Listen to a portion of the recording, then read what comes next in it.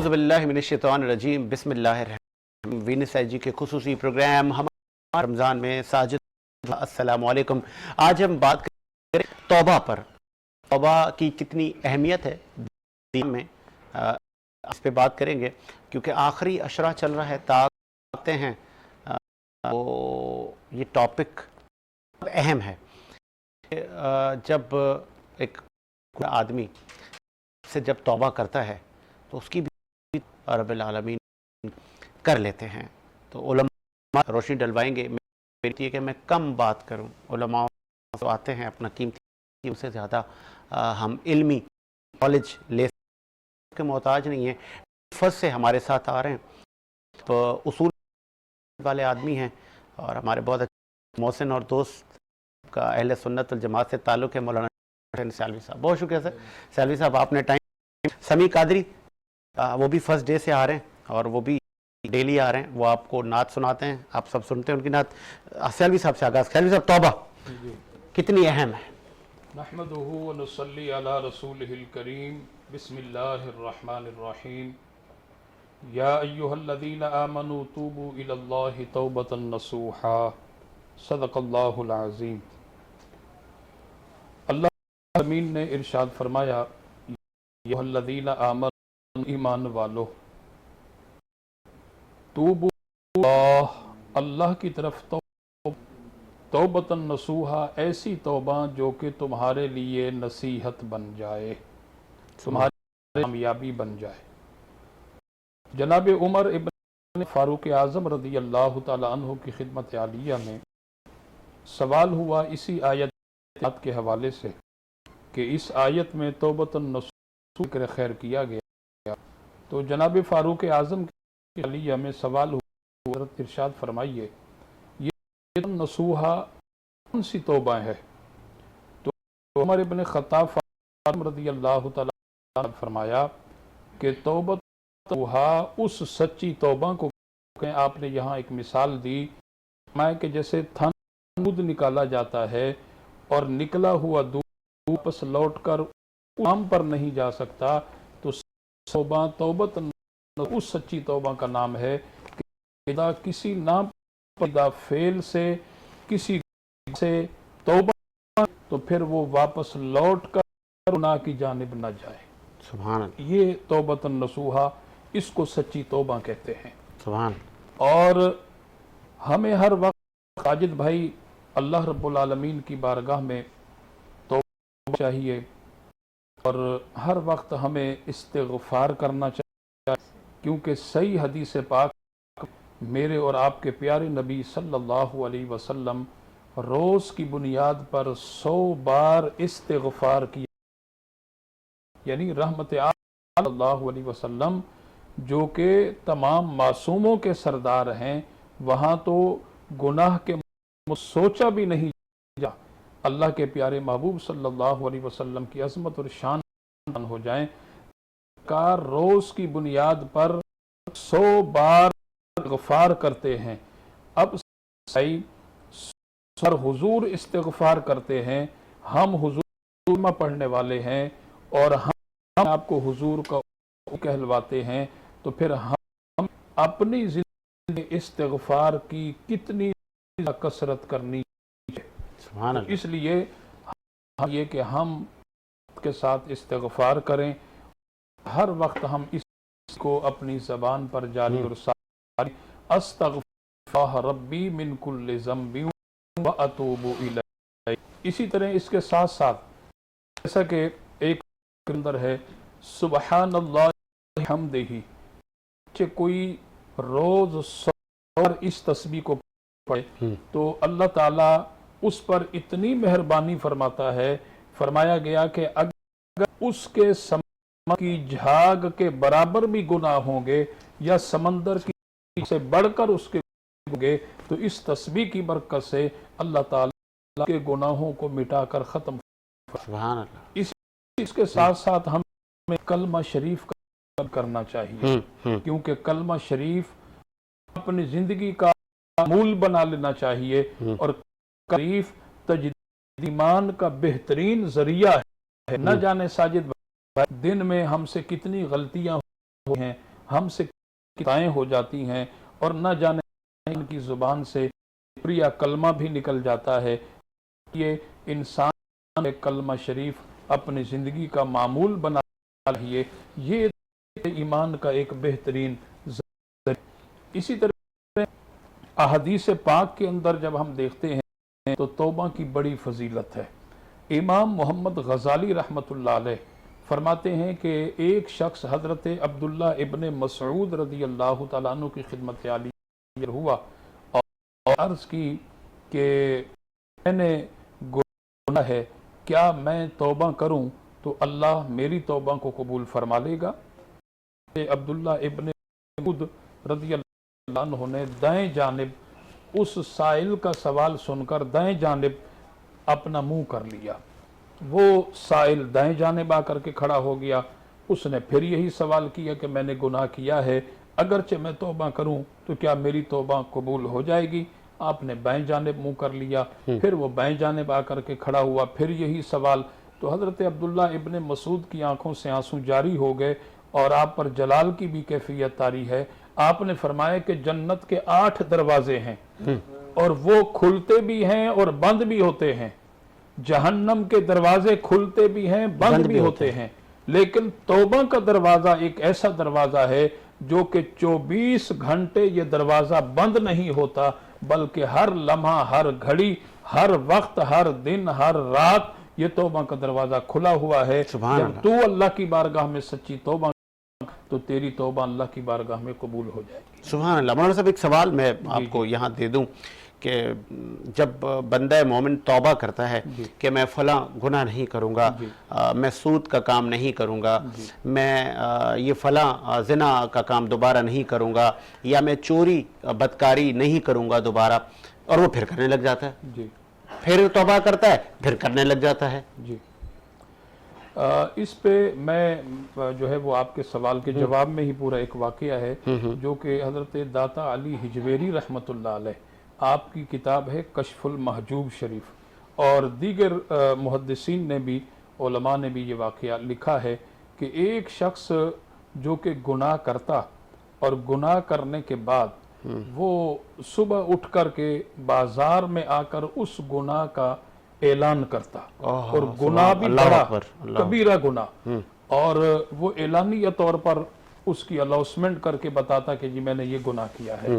اور اسی طرح جو ہے وہ رات میں جب وہ اپنے بستر پر سونے کے لیے جاتا، چراغ بجھا کر کے بستر پر سوتا، تو اس کے بعد جو ہے وہ ضمیر اس پر ملامت کرتا اور ندامت کی وجہ سے شرمسار ہو کر کے اللہ کریم کی بات عرض کرتا کہ باری تعالیٰ مجھ سے یہ غلطی ہو گئی ہے، مجھ سے یہ گناہ سرزد ہے، لہٰذا میں تیری بارگاہ میں سجدہ کرتا ہوں، اللہ تو میری توبہ فرما اور این گناہ نہیں کروں گا. اب توبہ کر لی، صبح ہوئی اور جیسے ہی صبح نے پھر جا کر کے تھوڑا اور گناہ کر لیا، جیسے آپ نے سوال کیا، اس نے پھر گناہ کیا اور گناہ کر کے پھر باضابطہ اس کر رہا ہے کہ میں نے یہ گناہ کی، یعنی لوگوں کو باضابطہ گواہ بھی بنا رہا ہے. بتائیں. اب جو ہے وہ رات ہوتی ہے، پھر وہ اپنے بستر پر آتا ہے، چراغ بجھاتا ہے اور اس کے بعد پھر اس کا ضمیر ملامت کرتا ہے شرمسار ندامت کی وجہ سے. پھر وہ کہتا ہے کہ یہ کیا کر دیا تو نے گناہ کیا تھا، اس کی اللہ سے وعدہ کیا تھا اور اس گناہ پر توبہ کی تھی، پھر تو نے جو ہے دوبارہ پھر سے وہ گناہ کر لیا. چلیں پھر وہ اللہ کی بارگاہ میں پھر شرمسار ہو کر کے ندامت کی وجہ سے وہ پھر توبہ کرتا ہے کہ مجھ سے غلطی ہو گئی، تو کریم ہے، مہربانی فرما، میری اب کے اس غلطی کو معاف فرما، مجھ سے یہ غلطی نہیں ہوگی، گناہ نہیں ہوگا. اب وہ ساجد بھائی دوبارہ جو ہے وہ توبہ کر لیتا ہے. اب جناب تیسرا دن جب تیسرا دن تو پھر جا وہ اس توبہ کو توڑتا ہے، پھر گناہ کر لیتا ہے اور پھر اس کا باضابطہ کرتا ہے. تو المحجوب شریف اور دیگر علماء محدثین نے یہ واقعہ لکھا ہے کہ اس شخص نے 70 بار توبہ کی اور 70 بار اعلانیہ گناہ کیا. بتائیں. ایک بار نہیں، 70 یکے بعد دیگرے 70 اس نے جناب گناہ کی، 70 بار جو ہے اس کی توبہ کی اور اس کے بعد اس توبہ کو توڑ دیتا تھا.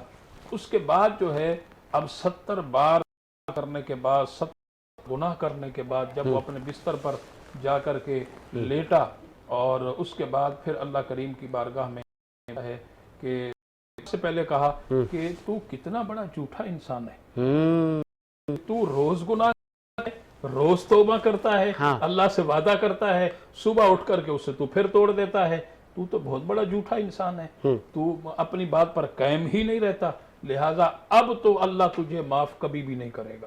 صحیح، وہ اپنے آپ سے کہہ رہا ہے کہ تو نے اتنا بڑا جھوٹ بولا، مسلسل جھوٹ در جھوٹ بولتا رہا، اب رب تجھے معاف نہیں کرے گا۔ تو اس کے بعد جو ہے یہ ساری باتیں وہ اپنے آپ سے کرتا ہے اور ضمیر ملامت کر رہا ہے کہ اب تو اس قابل ہی نہیں ہے کہ رب تیری بات سن لے یا تیری توبہ کو قبول کر لیا جائے۔ اس کے بعد جو ہے وہ اپنے بستر پر لیٹا ہوا ہے، اور علماء فرماتے ہیں کہ ایک غیب سے آواز آتی ہے کہ یہ تاکید بھی تو نے لگائی ہے، یہ شرط بھی میرے بندے تو نے لگائی ہے کہ 70 بار توبہ میں نے کر لی ہے، اب میری توبہ کب ہوگی؟ میری یہ شرط نہیں ہے، میری یہ تاکید نہیں ہے، اب بھی تو یہاں سے اٹھ کر تو میری طرف آ جا، میری رحمت تیرا استقبال کرے گی۔ سبحان وہ اللہ، رب اتنا بڑا کریم ہے، وہ علی کل شین قدیر ہے، نہ جانے اس باری تعالیٰ کو انسان کی کون سی ادا پسند ہے، اور اولئک صلوات من ربہم ورحمہ، اس کی رحمت باند انسان پر نازل ہو اور سر سے لے کر پاؤں دھو کر کے اور پاک کر دیا جائے۔ بہت خوبصورت بات کی مولانا صاحب نے۔ اب ہم نعت شریف سنتے ہیں، اور نعت کے بعد ایک اور موضوع کی ہمیں فرمائش ہوئی ہے کہ آج جس مہنگائی کے دور سے ہم گزر رہے ہیں تو نوجوان بڑے بے روزگاری کے عالم ہیں، وہ وظیفے پوچھتے نظر آتے ہیں، وہ عبادتیں کرتے نظر آتے ہیں کہ اچھا رزق ہمیں مل جائے، حلال رزق کے حصول کے لیے پریشان ہوتے ہیں۔ اس پر بھی ہم سیالوی صاحب سے بات کریں گے۔ سمی، میں چاہوں گا بسم اللہ۔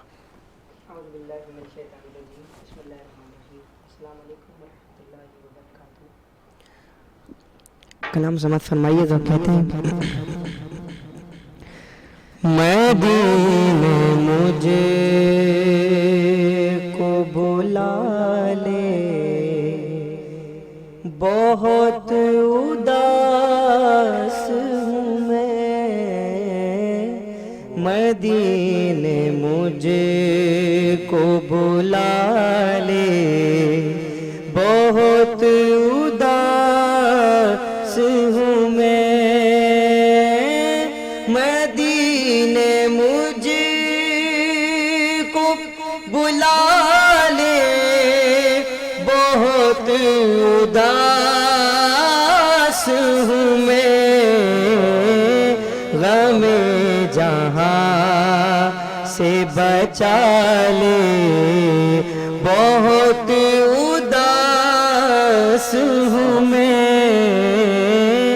غم جہاں سے بچا لے، بہت اداس ہوں میں،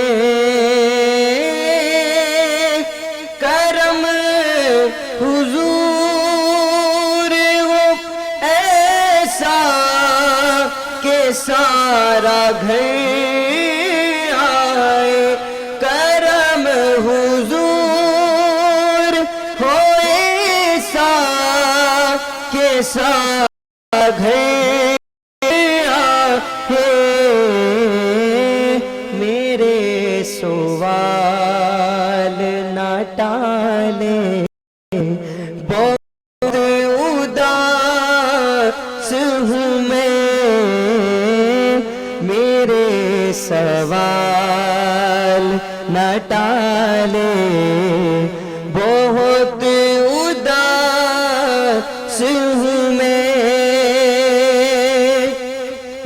پچھلے سال تو آقا مدینے آیا تھا، میں پچھلے سال تو آقا مدینے آیا تھا،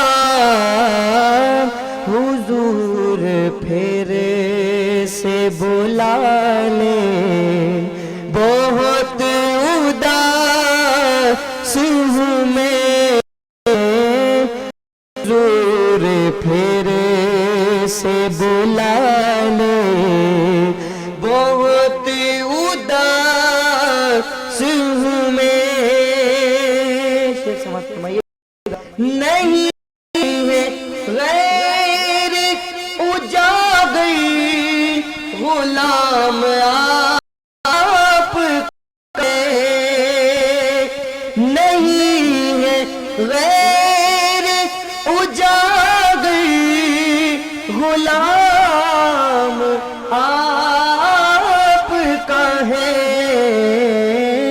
گرا پڑا اٹھا لے بہت اداس ہوں میں.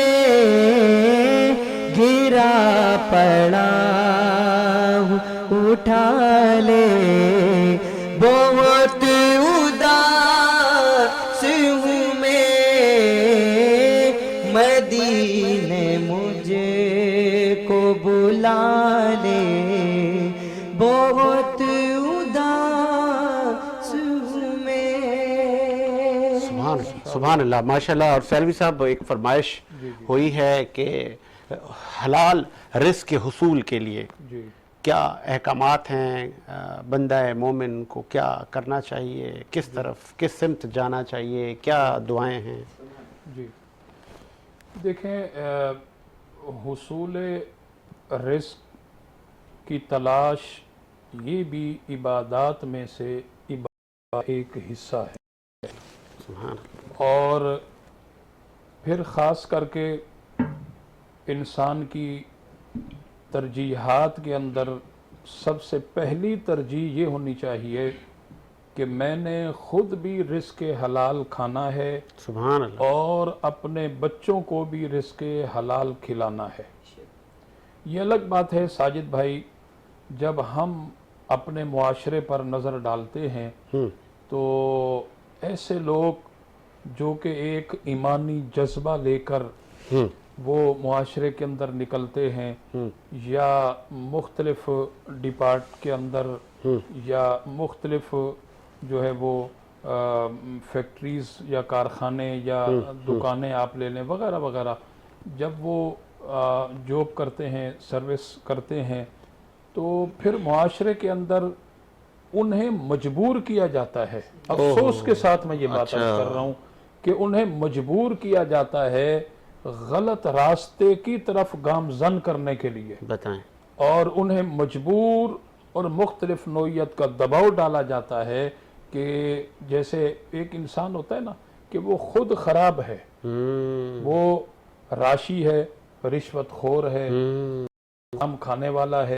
اب وہ یہ سمجھتا ہے کہ یار کہیں ایسا نہ ہو کہ میرا پردہ ہو جائے، میں اس جرم کے اندر جو ہے میں اس آنے والے کو، صاف ستھرے انسان کو بھی شامل کر دوں، کہیں ایسا نہ ہو کہ مجھ سے جو ہے میرے معاملات سے، میرے ان ناپسندیدہ افعال سے کہیں پردہ چاک نہ ہو جائے.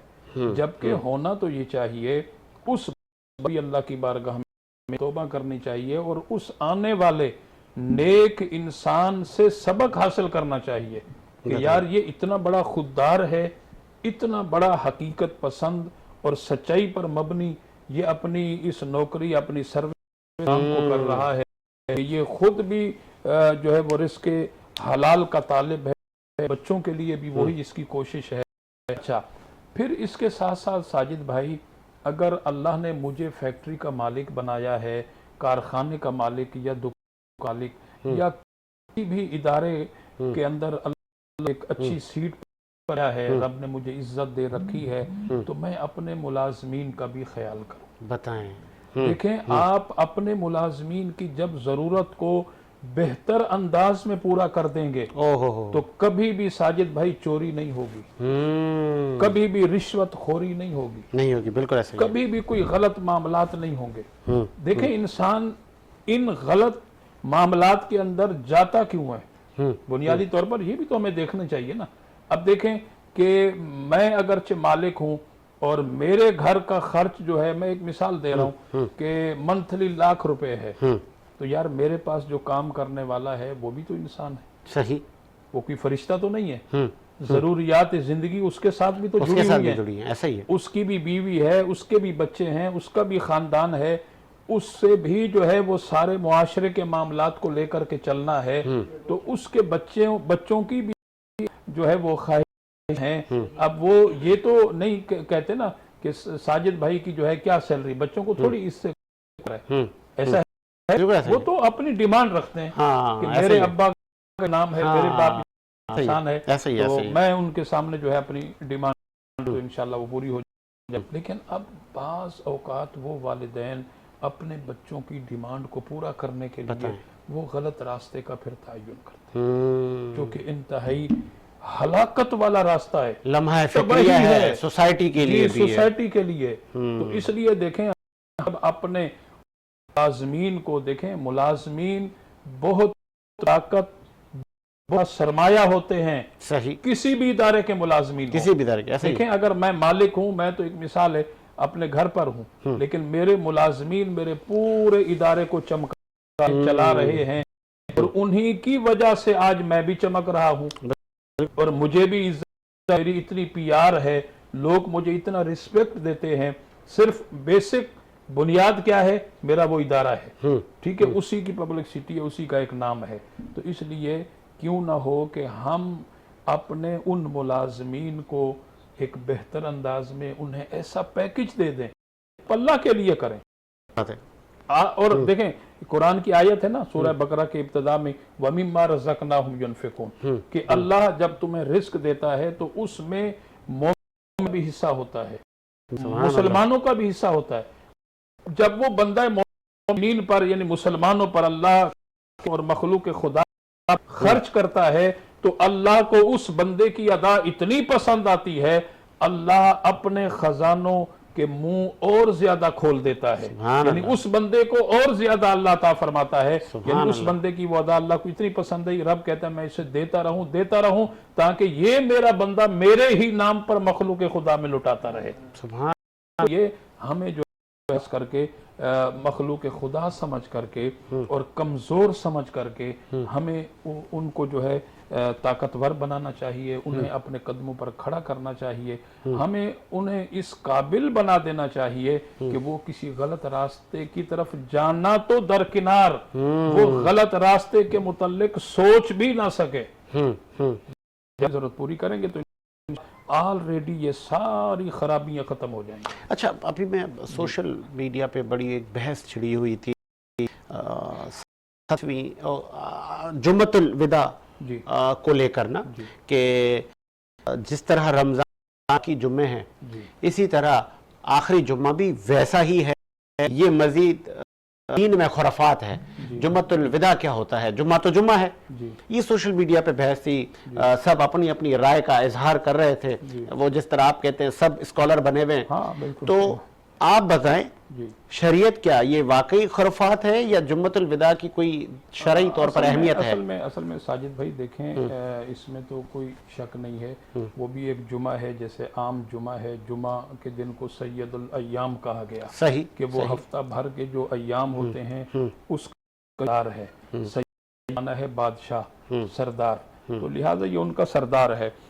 جمعۃ الوداع یہ ہوتا ہے کہ جیسے رمضان المبارک کا یہ آخری جمعہ ہے، اور اس میں جو ہے خاص کر کے کہ اب رمضان المبارک ہم سے رخصت ہو رہا ہے، اور انسان کو جو ہے ایک چاہت ہوتی ہے کہ بھئی اتنی عظمت والا برکت والا مہینہ جس میں ایک فرض ہم ادا کرتے تھے تو اللہ ہمیں 70 فرائض کا ثواب عطا فرماتا تھا، ہم نفل ایک ادا کرتے تھے تو اللہ ہمیں ایک فرض کے برابر ثواب عطا فرماتا تھا. بس اس میں اجر و ثواب ہے، اللہ کی رحمت بارش کے مانند ہی ہوتی ہے.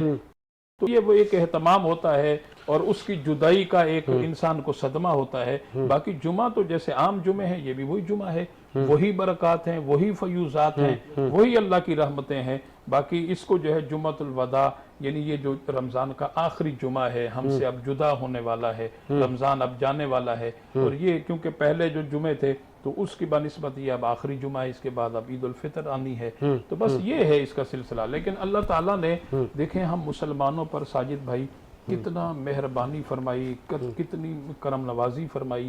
انشاءاللہ آگے جب ہم پروگرام اپنے کریں گے اس میں ہم چاند رات کے متعلق بھی اپنے حاضرین کو بتائیں گے، کیونکہ خاص کر کے دیکھیں رمضان تو ہم بڑے اہتمام کے ساتھ مناتے ہیں اور سارا اہتمام کرتے ہیں.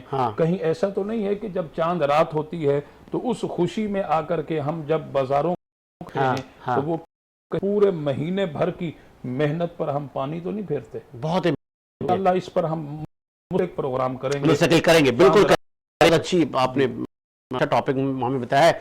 سمیع اللہ ایک سنا ہے تو پھر میں سیالوی صاحب سے اینڈ میں کچھ امپورٹنٹ میسج لوں گا. اعوذ باللہ من الرجیم، بسم اللہ الرحمن الرحیم. سماعت فرمائیے. سائے میں تمہارے قسمت یہ ہماری ہے، سائے میں تمہارے قسمت یہ ہماری ہے، قربان دل و جانم کیا شان ہماری ہے، قربان دل و جانم کیا شان تمہاری ہے. 100 لاکھ برے غم کہلاتے تمہارے ہیں، 100 لاکھ برے غم کہلاتے تمہارے ہیں، یہ دل بھی تمہارا ہے، یہ جان بھی تمہاری ہے، یہ دل بھی تمہارا ہے، یہ جان بھی تمہاری ہے. نقشہ تیرا دلکش ہے، صورت کتنی پیاری ہے، نقشہ تیرا دلکش ہے،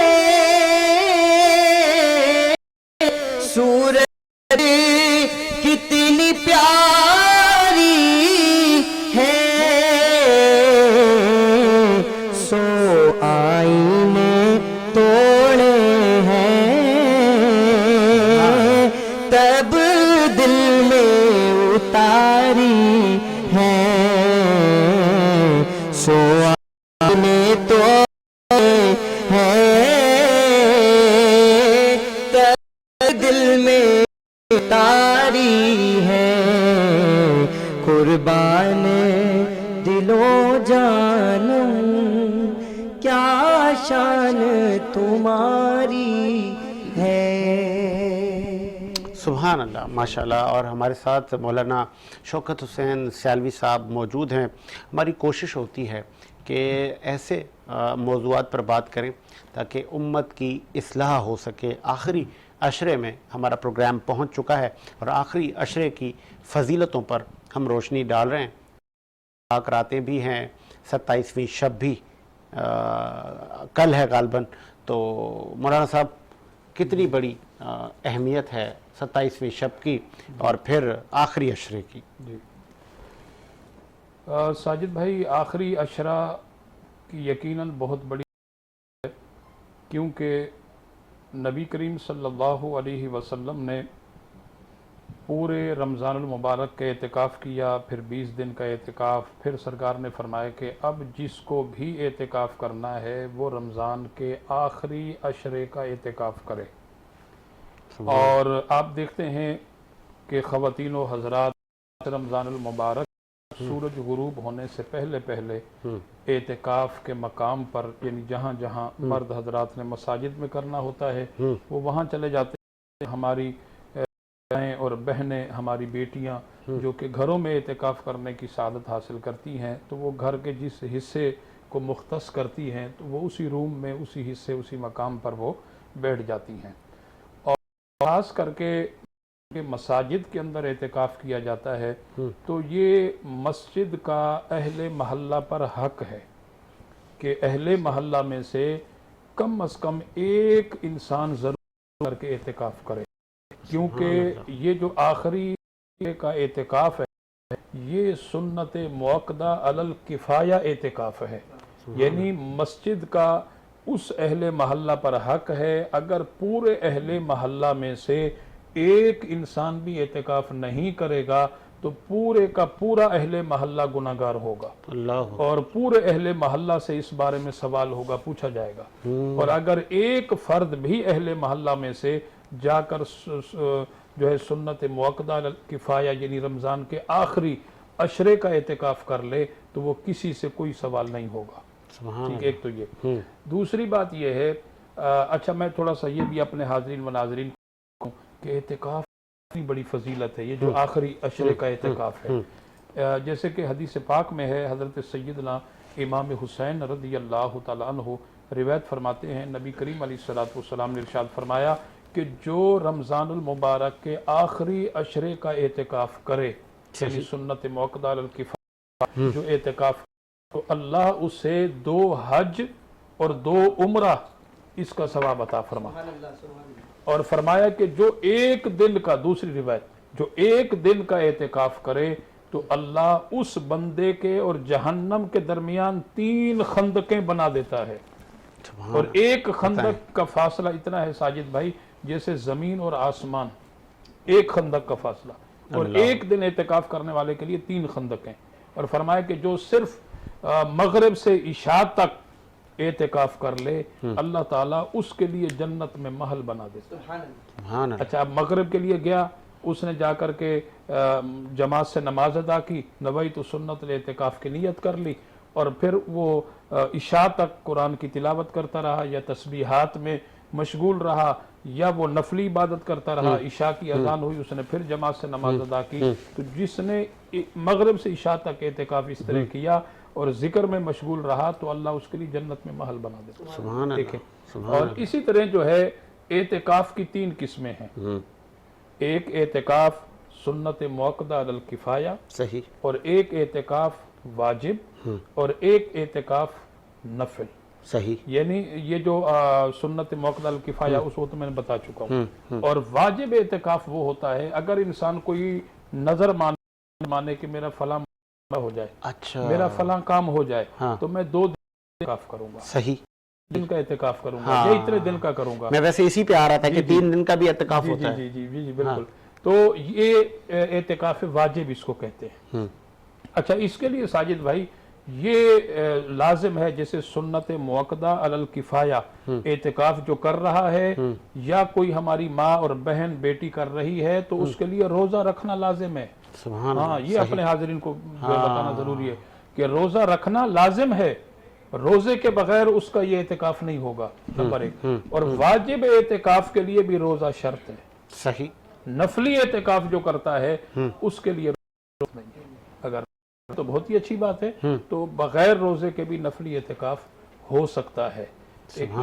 اور اب آ جائیے جو آپ نے فرمایا کہ 27ویں شب آ رہی ہے، یقیناً کل بروز ہفتہ جو ہے وہ مغرب کے بعد جو ہے یہ شب شروع ہو جائے گی، اور ممکنہ طور پر جو کہ تقریباً جمہور کے اقوال بھی ہیں اس پر، بہت ساری جو ہے اس پر روایات بھی ہیں کہ 27ویں شب میں ہی بہت سارے جو ہے وہ ان عظیم ہستیوں نے اس رات کی جو علامتیں ہیں، نشانیاں ہیں، اسی رات کے اندر پائی گئی ہیں کہ یہ 27ویں شب ہی ہے۔ تو اللہ کرے 27ویں شب ہی ہو، لیکن وہ تو حضور کا فرمان ہے کہ 5 طاق راتوں میں سے کوئی بھی ہو سکتی ہے۔ تو اب یہ جو حضور نے آخری عشرے کا اعتکاف کرنے کا حکم دیا، اس میں بھی ساجد بھائی اسی رات کے حصول کے لیے بتائیں، اس میں بھی یہ مصلحت تھی؟ جی مصلحت تھی کہ اسی رات کے حصول کے لیے، کیونکہ یہ وہ رات ہے جو کہ اس رات میں جبریل امین فرشتوں کے ساتھ زمین پر اترتے ہیں۔ اب ایک بہت امپورٹنٹ سوال آپ سے کرنے چاہ رہا ہوں کہ جب 10 دن وہاں پر ایک مومن نے گزارنے ہیں، دن اور رات، تو سونا بھی وہی ہے، تو کہیں ایسا تو نہیں ہے کہ ایک صاحب گئے اور بس وہ سو ہی گئے، دن رات سو ہی رہے وہاں پہ اے سی میں؟ اس کے لیے تقاضے ہیں یقیناً ہمیں جو ہے وہ، کیونکہ دیکھیں اور پھر موبائل فون، جی بالکل، دیکھیں موبائل دنیا سے تو آپ اپنے رابطے کو منقطع کر دیں، آپ اپنا رابطہ رب سے جوڑ لیں، موبائل نہیں لے کر جائیں، نہیں لے کے جائیں 10 دن کے لیے۔ موبائل کی کیا ضرورت ہے؟ دیکھیں موبائل ہے تو دنیاوی ضرورت، صحیح۔ جب آپ اعتکاف کا مطلب کیا ہے؟ پڑاؤ ڈالنا، صحیح، رب کے در پہ اس کی بارگاہ میں پڑ جانا، اب رب سے لگانا ہے۔ خدا نہ خواستہ ایک پیغام جاتا ہے اعتکاف والے کے پاس کہ آپ کے والد والدہ یا آپ کے کسی رشتہ دار کی میت ہو گئی ہے، جی اس کے لیے اگر دیکھیں وہ اعتکاف کو توڑتا ہے تو پھر اس سے اس اعتکاف کو بعد میں مکمل کرنا ہوگا۔ اوکے، صحیح صحیح۔ اور اسی طرح جو ہے اب جیسے آپ نے کہا کہ اعتکاف مطلب ہی یہی ہے خلوت نشینی، کہ آپ خلوت نشینی اختیار کریں اور ہر شب بیداری کا اہتمام سوئیں، کیونکہ اس روزہ دار معتکف کا جو سونا ہے وہ بھی عبادت میں شامل ہوتا ہے۔ سبحان اللہ، لیکن اس کا مطلب یہ بھی نہیں ہے کہ آپ دن رات سوئے رہیں، ہاں، نمازوں کا پتہ جس نہیں، حصول مقصد کے لیے آئے ہیں اس پہ عمل کریں۔ انسان اپنا ایک جدول بناتا ہے، ایک شیڈول بناتا ہے کہ میں نے اعتکاف کرنا ہے، میں نے کتنی اچھا پھر ٹائم بہت کم ہے، بول چال کیسی ہو؟ جی عام روٹین میں جھوٹ گالی زبان پر ہوتی ہے لوگوں کے، پھر وہاں مسجد میں بہت سارے لوگ اعتکاف میں بیٹھتے ہیں، ان کی آپس میں بول چال کیسی ہو اور کس لیول کی ہو؟ جی آپس میں رویہ ایسی نہیں کہ وہاں محفلیں لگ جائیں، تفریحاں ہو رہی ہیں، تالیاں ملائی جا رہی ہیں، بالکل غلط ہے۔ یہ تمام چیزیں خرافات کے اندر آتی ہیں۔ اور دیکھیں مساجد کے اندر دنیاوی گفتگو کرنا اس طرح ہے جس طرح دیمک لکڑی کو کھا کر ختم کرتی ہے، دنیاوی گفتگو انسان کے اعمال صالحہ کو کھا کر کے ختم کر دیتی ہے۔ دنیاوی گفتگو سے ہم نے مسجد کی حدود میں بچنا ہے، ایک تو یہ۔ دوسری بات یہ ہے کہ وہاں آپ نرم میٹھا لہجہ اختیار کریں، اپنے اندر اعلیٰ درجے کا اخلاق پیدا کریں، آپ اپنے آپ کو اتنا حسین کردار کا مالک بنا دیں کہ سامنے والا آپ سے ملے تو وہ آپ سے متاثر ہو۔